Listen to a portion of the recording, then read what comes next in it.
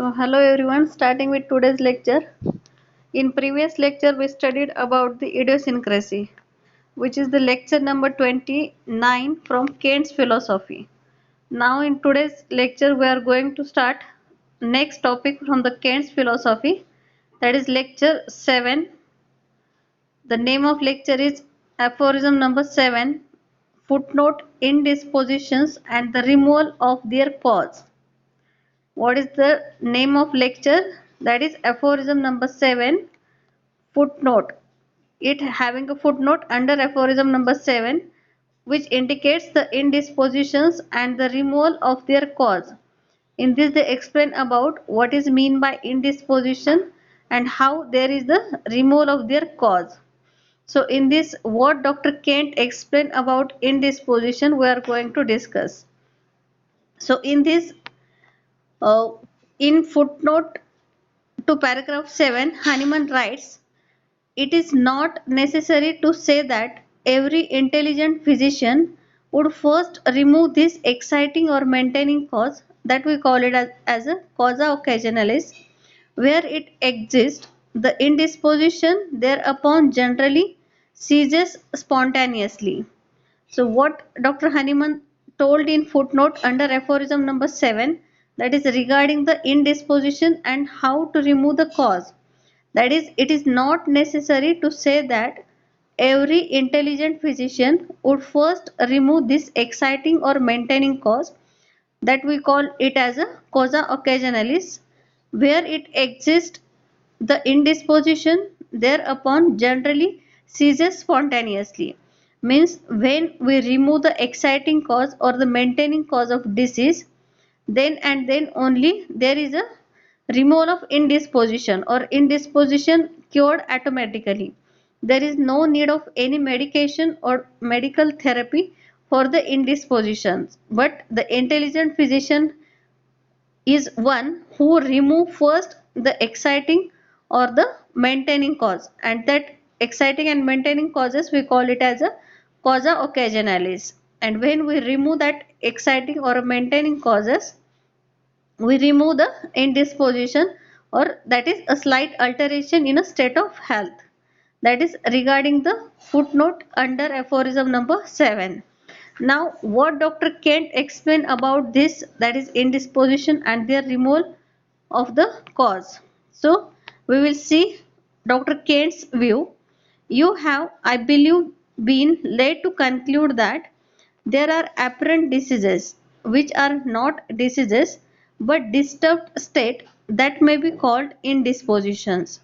So what Dr. Kent told about indispositions, that is, you have, I believe, been led to conclude that there are apparent diseases which are not diseases but disturbed state that may be called as indispositions.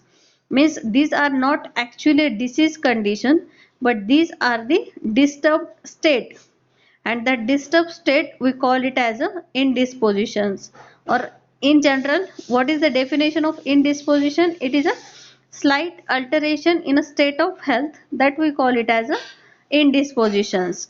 So a psoric individual has his periods of indispositions from external causes, but these external causes do not inflict sora upon him. That is, but these external causes do not inflict sora upon him.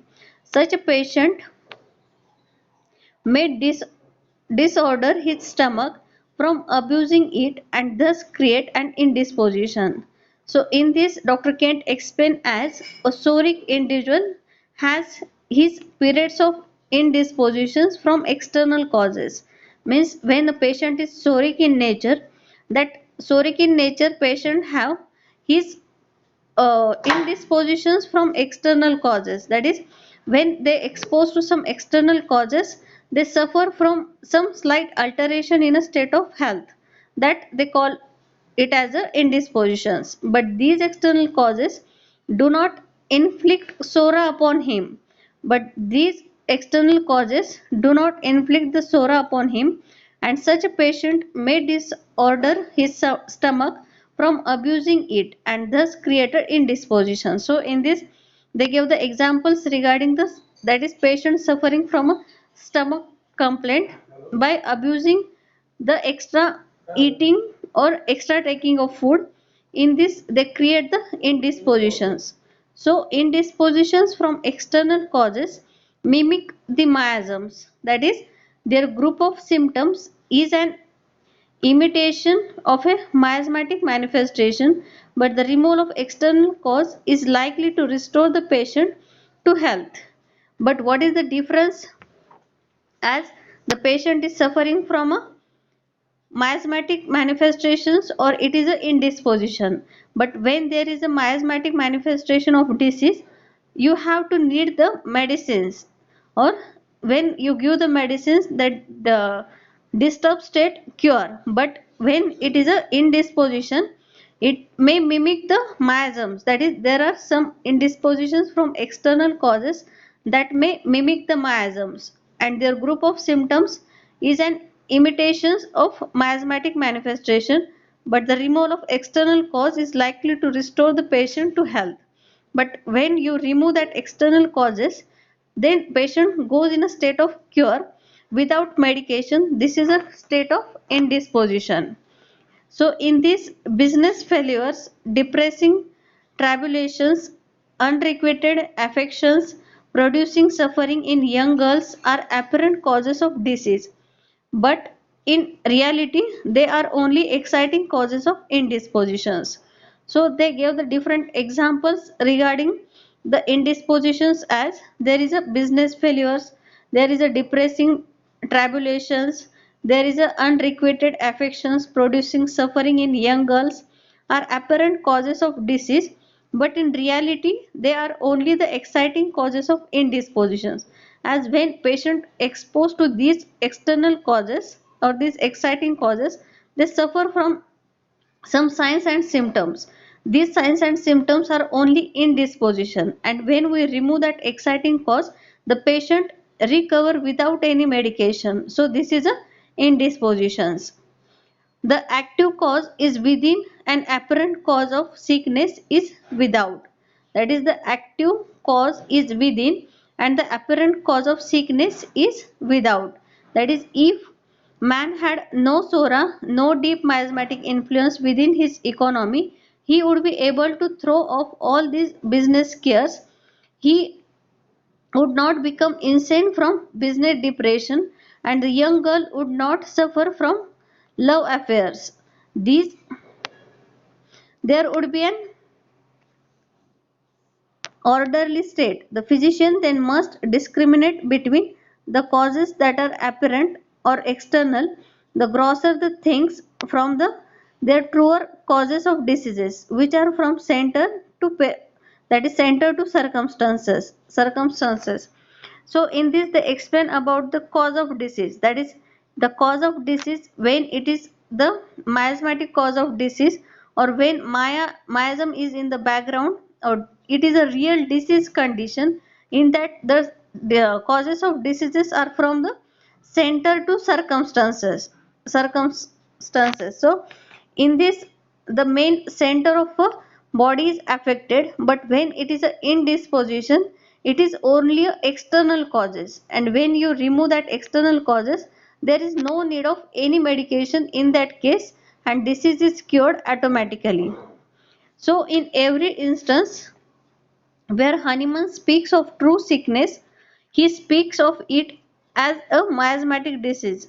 But here he employs another word, then the indisposition usually yields of itself. Or if the sorry condition has been somewhat disturbed, order can be restored by a few doses of homeopathic remedy. To illustrate, if a man has disordered his stomach, it will right itself on his ceasing to abuse it. But if the trouble seems somewhat prolonged, a dose of medicine like Naxomica or whatever remedy is indicated will help the stomach to right itself, and so long as he lives in an orderly way, he will cease to feel this indisposition. So here they give the examples regarding the disturbances in the stomach. When there is a disturbances in stomach, It is if it is a indisposition, the slight ceasing of abuse means whatever the patient is taking, when he remains empty for some while or ceasing to abuse its condition, in that case the stomach will right automatically. The stomach symptoms automatically removed if he ceases to abuse or he stop the things which he is taking. Then the next is when it is prolonged. If he is ceasing his abuse, he is remove his external cause, but the symptoms are prolonged for some time. In that case, if he tried some medicines, that is like Naxomica or whatever the remedies indicated, will help the stomach to right itself, and so long as he lives in an orderly way, he will cease to feel this indisposition.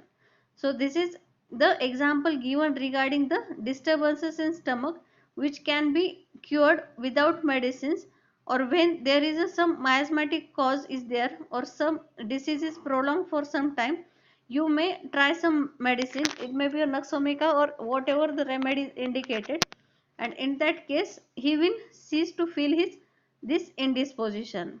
So this is one of the example that Dr. Kent explained about the indispositions. Are you understanding? Yes?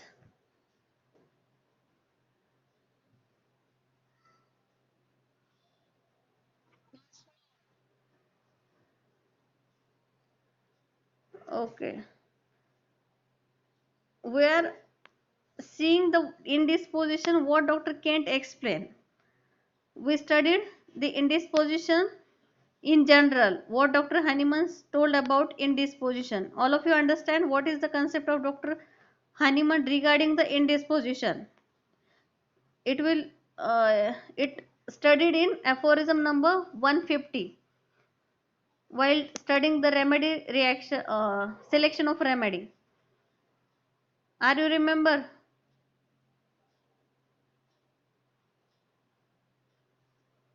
आठवतंय का काही? Indisposition आठवतंय का? Parikshit?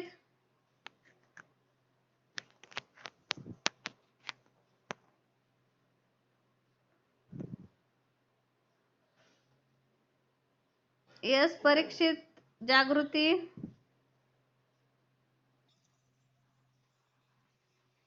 Classification of disease मध्ये पण बघितलं होतं आपण, आणि याच्यानंतर आपण जे रेमेडी सिलेक्शन बघितलं, मला वाटतं तो तुमचा पार्ट 10 मॅडमने घेतलाय. त्याच्यामध्ये अफोरिझम नंबर 150 मध्ये इनडिस्पोजिशन एक्सप्लेन केलेलं आहे परत.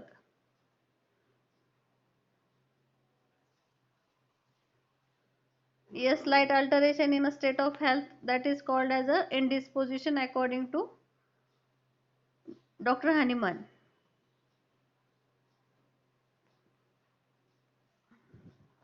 तर आता आपण बघतोय की केंटचा व्ह्यू, डॉक्टर केंट काय सांगतायत इनडिस्पोजिशन बद्दल. त्याच्यामध्ये त्यांनी वेगवेगळे एक्झाम्पल्स ट्राय केले आणि त्याच्यामध्ये जो मेन थीम जो सांगितलाय त्यांनी इनडिस्पोजिशनचा, की the removal of their cause. Indisposition and the removal of their cause म्हणजे जेव्हा तुम्ही त्याचं कॉज रिमूव्ह करता तेव्हा इनडिस्पोजिशन ऑटोमॅटिकली रिमूव्ह होतो.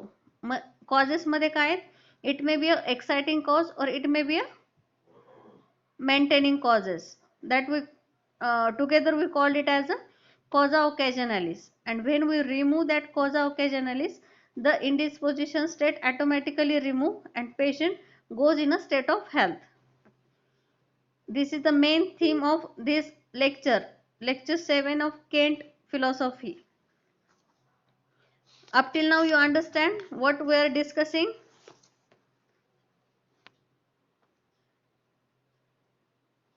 Give some response.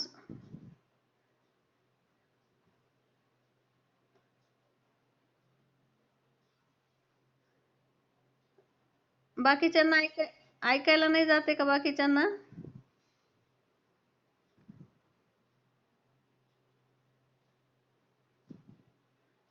सगळ्यांना ऐकायला येतो ना आवाज व्यवस्थित?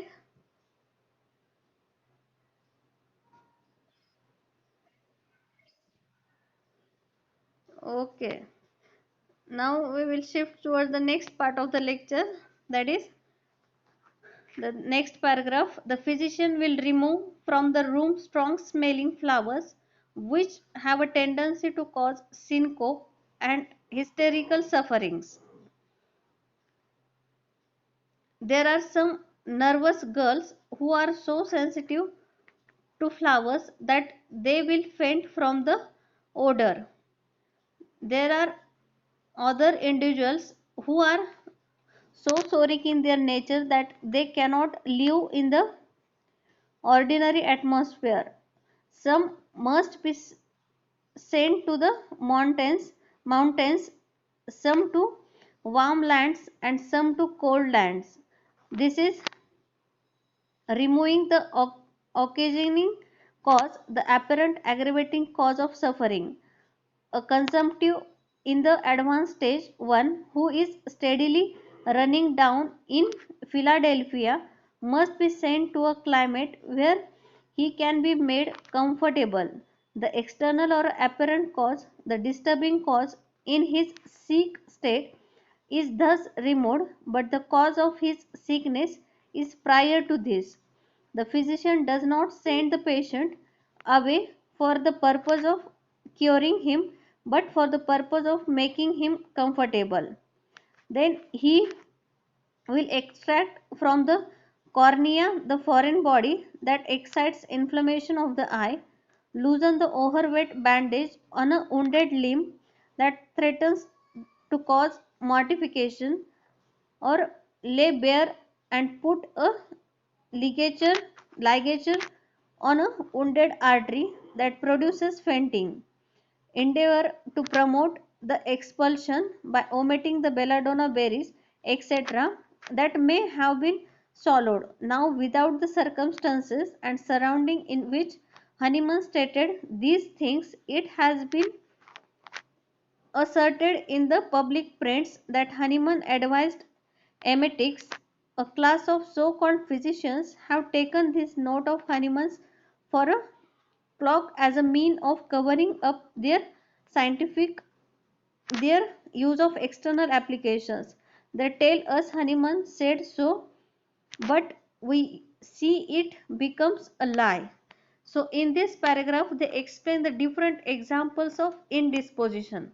What are the different examples of indisposition? So they started with a example, that is the physician will remove from the room strong smelling flowers which have a tendency to cause syncope and hysterical sufferings. That is, there is a one example, that is some patients may feel a syncope or hysterical suffering by strong smelling flowers. So this may be the one of the examples of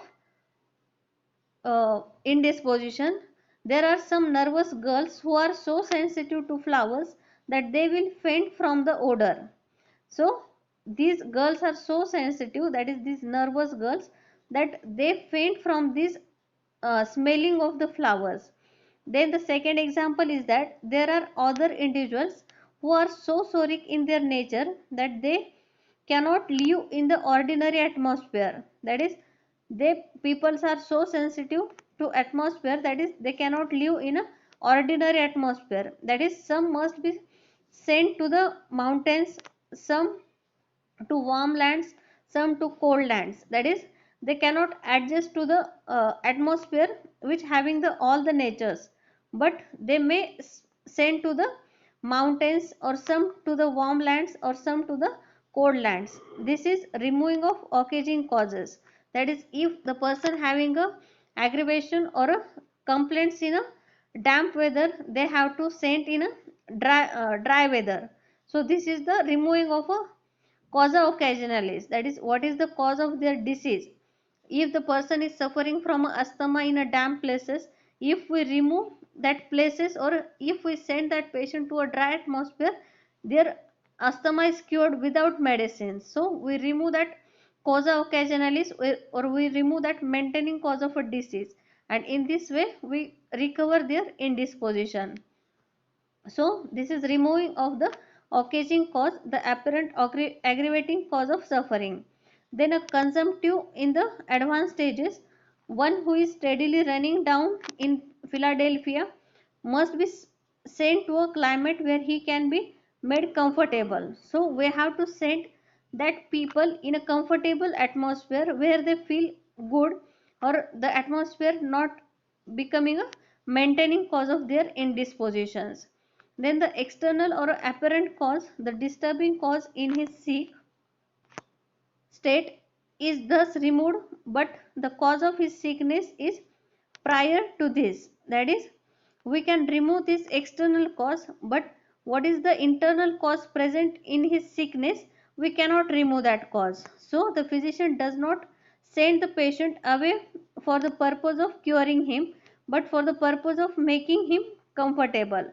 So we send the patient for the purpose of comfortable, and the physician does not send the patient away from the purpose of curing him. That is, then they gave the third examples regarding, that is, he will extract from the cornea the foreign body that excites the inflammation of the eye. That is, if there is a presence of some external body in eye, that external body causes, that is, inflammation of the cornea, or that excite the inflammation of the eye, and when we remove that foreign body from the eye, the condition becomes subsides. Then the loosens the overweight bandage on a wounded limb that threatens to cause mortification. That is, if there is a overtight bandage on a wounded limb that causes the mortification, that lay bare and put a ligature on the wounded artery that produces fainting. Or there may be next example, that is regarding the bare or put ligature on a wounded artery that may produces a fainting in that patient, that to promote the expulsion by omitting of belladonna berries. So these are the different examples of indispositions they explain about, that may have been swallowed and now without the circumstances and surrounding in which Hahnemann state these things, it has been asserted in the public prints that Hahnemann advised emetics. A class of so-called physicians have taken this note of Hahnemann's for a cloak of as a mean of covering up their scientific, their use of external application. They tell us Hahnemann said so, but we see it becomes a lie. So these are the different examples regarding the indispositions. Now in next paragraph, what Dr. Kent explained as, that is, here is another note. In all times, the old school physicians, not knowing how else to give relief, have sought to combat and, if possible, to suppress by medicines. Here and there, a single symptom from among a number in diseases. This course of singling out a group of symptoms and treating that group alone as the disease is incorrect, because it has no due relation to the entirety of the man. A group of symptoms may arise through the uterus and the vagina, and one who is of this understanding has a plan for removing only the group of symptoms that belongs to his specialty, whereby he thinks he has eradicated the trouble. Hahnemann condemns this doctrine, and we see at once its great folly. In many instances, there are at the same time manifestations of a heart disease, liver disease, etc. That is, speaking in their terms, these are not diseases at all, as we know, so that every specialist might be consulted, and each one would direct the assaults at his own particular region, and so the patient goes the rounds of all the specialists and the poor man dies. An old allopathic physician once made the remark about a case of pneumonia that he was treating, that he had broken up the pneumonia. Yes, said another physician, the pneumonia is cured, but the patient is going to die. This is the way when one of these group of symptoms is removed. Constipation may be removed by physic, liver symptoms may be sometimes be removed temporarily by a big dose of a calmol, ulcers can be so stimulated that they will be healed up, but the patient is not cured. Hahnemann says it is the strange that the physician cannot see that the removal of these symptoms is not followed by a cure, that the patient is worse off for it. So in this they explain the allopathic concept, that is what is the allopathic concept regarding the disease. So in this they explain that if there is a disease of a some organ in that disease, so that is there are specialist doctor in allopathy, there is a specialist of heart, there is a specialist of skin, there is specialist of liver, and if that if a patient goes to that doctor, he sees only the region what is his specialty, so he only see the liver and he do not see the other symptoms of a body, or he only see that is he has to remove the symptoms of liver, but that removal of only symptoms of that particular organ is not the cure of a patient. As if the patient having a pneumonia, in this they give the examples like pneumonia, that is the patient is having a pneumonia, one physician cured that remove the symptoms of pneumonia, then patient goes to another physician, he told that the pneumonia is cured, the patient is going to die. So why the patient is going to die? He see only the pneumonia or only the symptoms that are related to the respiratory system. He does not see the symptoms that are related to whole the body. That is, he cured only these symptoms and the other symptoms are removed, remain as it is. So the patient symptoms are removing by this specialty doctor only. Then patient goes to another physician, then he remove that symptom, then he goes to third physician, then he remove that symptoms that is related to his specialty, and in this way the symptoms are removing, the patient becoming worse and worse. Then what is the real causes behind the disease condition or the worsening of the patient, they do not see. So the Hahnemann says it is a strange that the physician cannot see that the removal of these symptoms is not followed by cure, that the patient is worse off for it, that is patient is becoming worse and worse. So in this paragraph they explain the allopathic concept of disease and the specialty. So all of you understand, in first paragraph we studied about what is mean by indisposition and the example regarding the indisposition. Then in next paragraph there are different examples of indisposition, how dispositions can be removed by removing the cause. Now in third paragraph we studied about the that is allopathic concept of disease as a specialist. Then the next paragraph, all of you understand up till now?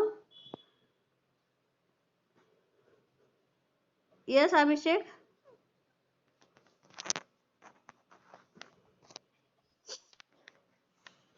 Okay, now in next paragraph what Dr. Kent explained, some patients are not sufficiently ill to see immediately the bad consequences of the closure of a fistulous opening, but if a patient is threatened with phthisis or is a weakly patient, the closure of that fistulous opening of the anus will throw him into a flame of excitement and will cause his death in a year or two. The more rugged ones will live a number of years before they break down, and they are held up as evidences of cure. Such treatment is not based upon principles, and close observation will convince a thoughtful man of its usefulness and danger. The fistulous opening came there because it was of use, and probably if it had been permitted to exist would have remained as a vent until the patient was cured. When the patient is cured, the fistulous opening ceases to be of use, the necessity of it to remain open has ceased, and it heals up of itself. So in this they give us one examples regarding this allopathic concept of disease. That is, some patients are sufficiently ill to see immediately the bad consequences of closure of fistulous opening, but if the patient is threatened with phthisis or is a weakly patient, the closure of that fistulous opening of the anus will throw him into a flame of excitement and will cause his death in a year or two. That is, if you see the fistulous opening in a patient and if you close that fistulous opening and the patient is threatened with a phthisis, in that case, if the patient is weak patient and this fistulous opening, why this happening, you have to see, and without seeing why this fistulous opening is occurred, without seeing this, you only close that fistulous opening, that will threaten the life of a patient and patient will go to die in year or two, in 1 year or 2 years. That is, you have to see the cause of that disease, any disease condition. First you have to see the cause and accordingly you have to treat the patient. That is, without seeing the cause of that any symptom or any disease condition, if you only remove that symptom, it will leads to the patient death or it worse the patient's more dangerously. So in this they explain the example of fistulus, that is, without knowing the cause of that fistulus, as it is a good sign that is fistulus opening is there or there is some cause behind the fistulus opening, you have to see that cause, and without seeing the cause, if you close that fistulous opening, that will worse the patient or that leads the patients to the death. So prior to treating any symptom of a disease or a patient, you have to know the cause of that disease or a symptom. If you know the cause and accordingly you if you know the cause, accordingly you have to treat that patient, and then the patient goes in a state of a cure. Without seeing any cause, if you remove only the symptom, that leads to the patients becomes more and more worse or it may leads to the death of a patient. This is the example given in next para. Then next, the organon condemns on principle the removal of external manifestation of disease by an external means whatever. A sorry case is one in which there is no external or traumatic cause. The patient perhaps has the habit of living as nearly an orderly life as it is possible for anyone to assume at the present day, going the regular rounds of service, using coffee and tea not at all or only in small quantity, careful diet, removing all external things which are the causes of indisposition, and yet this patient remains sick.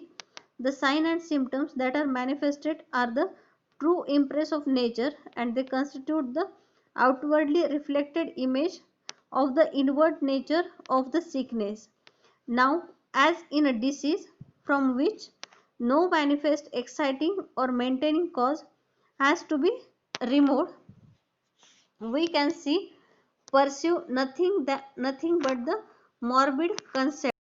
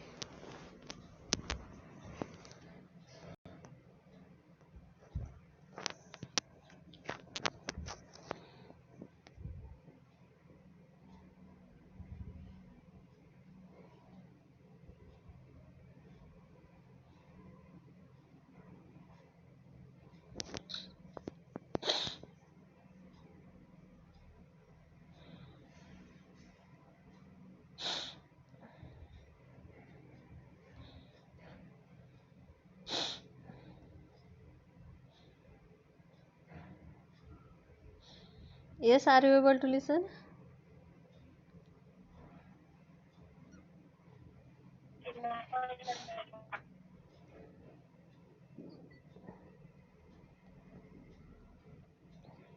Yes, we started with next paragraph, that is the organon condemns on principles the removal of external manifestation of disease by external means whatever. So what organon told about, that is it is based on a principle, that is the external manifestation of a disease by an external means or whatever. So a psoriatic case is one in which there is no external or a traumatic cause. The patient perhaps the habit of living as nearly an orderly life as it is possible for anyone to assume at the present day, going the regular rounds of service, using coffee and tea not at all or only in small quantity, careful in diet, removing all external things which are the causes of indisposition, and yet this patient remains sick. So in this they gave the examples, that is patient having a psora in nature or psoric case is one which there is no external or a traumatic cause. If there is a patient who is having psoric in nature, and the psoric in nature patient don't having any external or a traumatic cause, the patient perhaps has the habits of living as nearly an orderly life, that is patient is very a good patient, he is doing his regular activities regularly in an orderly way, he having don't having any bad habits, that is it is possible for anyone to assume at the present day, that is going regular rounds of services, using coffee and tea not at all or only in a small quantity, he is doing his all the things in a regular way, that is careful in his diet, removing all his external things which are the cause of indispositions. So in this the patient is doing very well, he is not doing anything that will indispose its health. So yet this patient remains sick. So what is the reason that this patient remains sick, that is there is not the indisposition, that is he remove all the his causes that will cause the indisposition in him, yet the patient remains sick.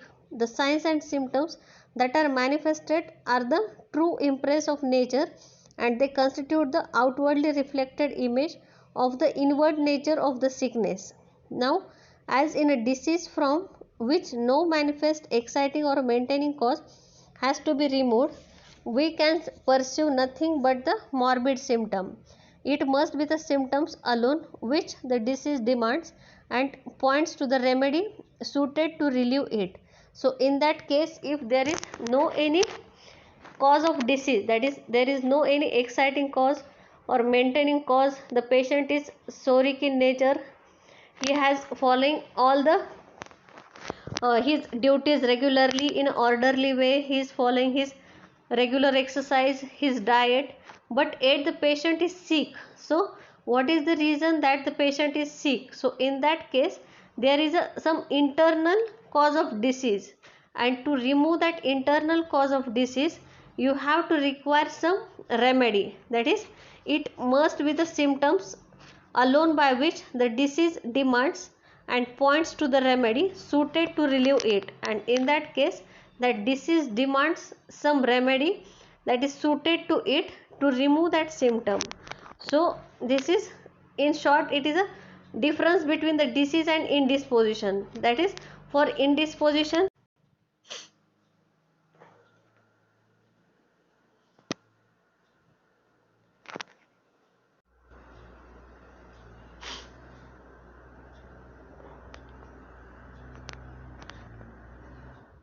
Yes, for indisposition there is no requirement of any medical treatment or a remedy, that indisposition can be cured with only a slight alteration in a, that is a slight alteration, or there is a, when you remove some exciting or a maintaining cause, the indisposition can be cured. But if there is a no cure of a patient with removing of exciting or maintaining cause.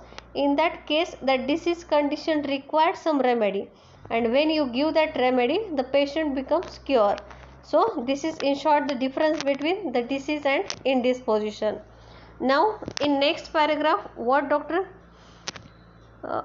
Kent told about, that is Hahnemann's teaching is that there is a use in this symptom image, and that every curable disease presents itself to the intelligent physician in the signs and symptoms that he can pursue. In viewing a long array of symptoms, an image is presented to the mind of an internal disorder, and this is all that the intelligent physician can rely upon for the purpose of cure. That is, in seeing the symptoms of an image is presented to the mind of the internal disorder, and this is all that the intelligent physician can rely upon the purpose of a cure. That is, the physician who is an intelligent physician can very well differentiate between the indisposition and the disease. Where there is a indisposition, there is no requirement of medicine, or indisposition can be cured with removing the cause of disease. And if this is the disease condition, real disease condition, in that case that real disease condition requires some stimulus that to remove that internal cause, and to remove that internal cause there is a requirement of some stimulus, and that stimulus means it is a remedy or a medicine. And when we prescribe some medicine on the basis of symptom totality, you can cure that patient permanently. Then in next paragraph, this divides homeopathy into two parts: the science of homeopathy and the art of homeopathy. The science treats of knowledge relating to the doctrine of cure, the knowledge of principles or order, which you may say in physiology, the knowledge of the disorder in the human economy, which is pathology, that is the science of disease, not morbid anatomy, and the knowledge of the cure. The science of homeopathy is first to be learned to prepare one for the application of that science, which is the art of homeopathy. If we cast our eyes over those who have been taught, self-taught, or otherwise, we see that some can learn the science, become quite famous, and pass excellent examinations, and are utterly unable to apply the science, or in other words, to practice of art of healing, for all healing consists in making application of the science. Now Dr. Kent divides the homeopathy into two parts. That is, up till now he told about the intelligent physician can differentiate between indisposition and disease, how he treats the patient, what are the different causes of diseases. Now he divides the homeopathy into two parts, that is the science of homeopathy and the art of homeopathy.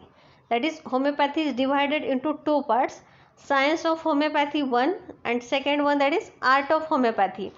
Now what is the difference between science of homeopathy and the art of homeopathy? So in this they first explain about the science of homeopathy. What is mean by science of homeopathy? So in this, the science treats of knowledge relating to the doctrine of cure. That is, science means, what is science?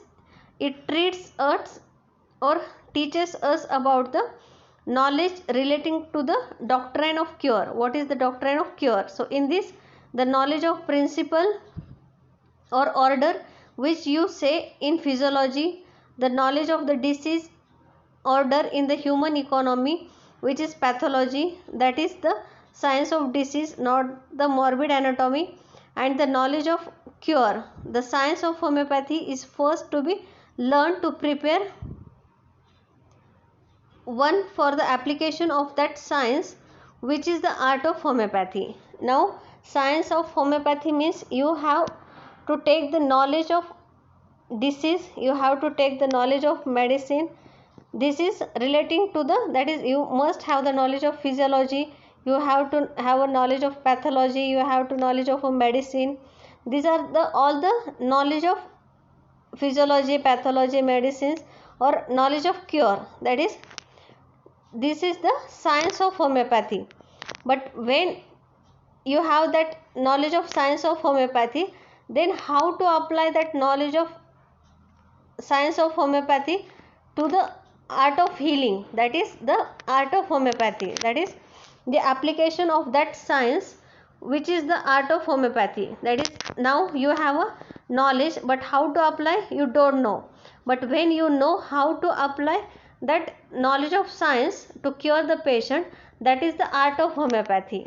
So they divided homeopathy into two parts, that is science of homeopathy and art of homeopathy.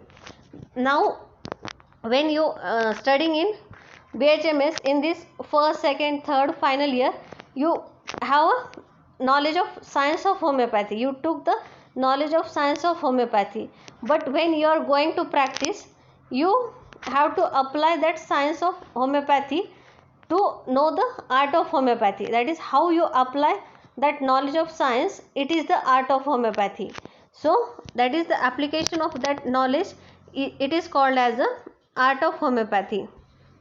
If we cast our eyes over those who have been taught, self-taught or otherwise, we see that some can learn the science, become quite famous and pass excellent examinations, and are utterly unable to apply the science, or in other words, to practice art of healing. For all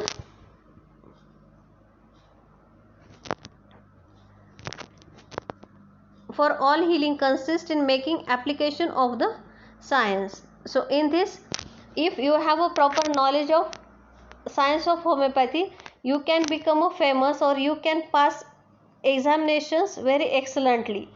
But if you don't have knowledge about how to apply that science of homeopathy in a practice, or you don't know how to practice homeopathy, this is not having any importance. That is, you have only the knowledge of science of homeopathy, and you cannot apply that science of homeopathy to the art of homeopathy. And when you know the art of homeopathy, you become a good physician.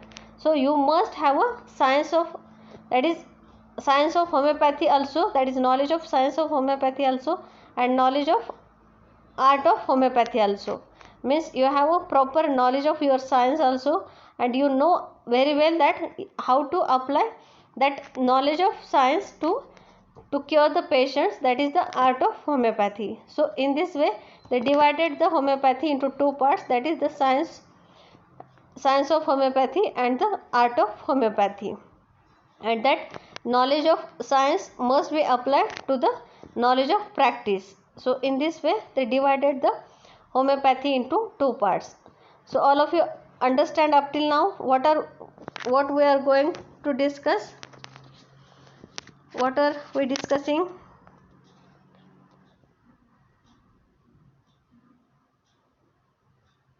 Yes, Vijay.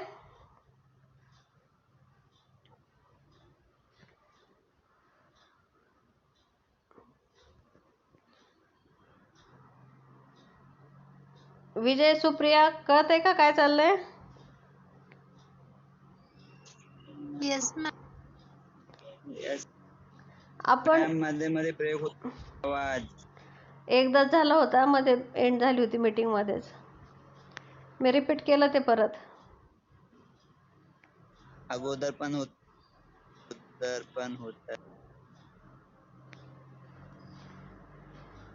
Doctor केंटचा view बघतोय आपण indisposition बद्दल. Doctor Kent काय सांगतायत indisposition बद्दल? तर त्याच्यामध्ये त्यांनी main difference सांगितलाय डिसीज आणि इनडिस्पोजिशन. त्याच्यानंतर इनडिस्पोजिशन म्हणजे काय अकॉर्डिंग टू डॉक्टर केंट. मग त्याच्यामध्ये त्यांनी डिफरंट एक्झाम्पल्स एक्सप्लेन केलेत of indispositions, that is slight alteration in a state of health. मग त्याच्यामध्ये परत त्यांनी ॲलोपॅथिक कन्सेप्ट सांगितली, हाऊ ॲलोपॅथ do with a disease condition or symptoms. And in this they also explain the examples of fistulous opening, that is to remove the disease you must know the cause of that disease, That is, first you differentiate between the disease and indisposition, and to remove any symptom you must know the cause of that symptom, and if you know the cause you can give the treatment accordingly. Without knowing the cause of disease you cannot prescribe any treatment to the patients. That will lead to the worsening of a patient, or that will cause death of a patient. Then in next paragraph they explain the, that is a psoric case having indisposition and a disease condition. That is, if it is not a indisposition, it is a disease condition, and to treat the disease condition, the disease demands a remedy. Then they divide.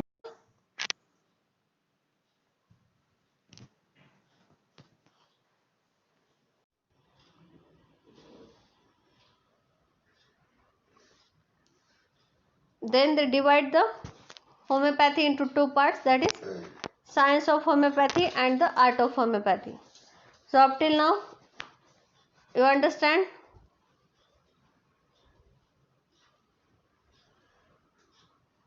Yes, Siddhi?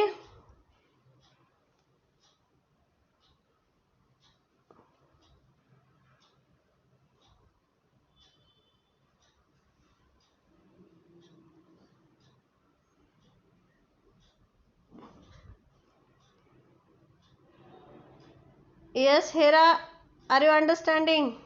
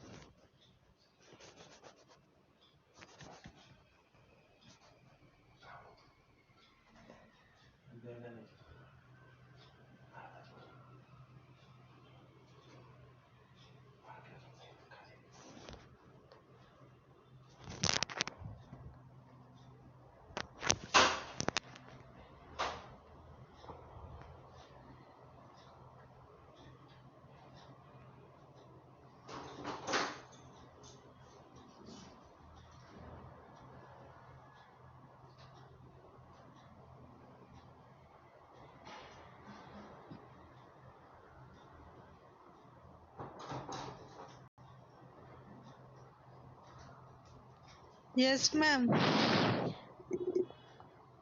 Okay, we will stop here and continue the topic in next lecture.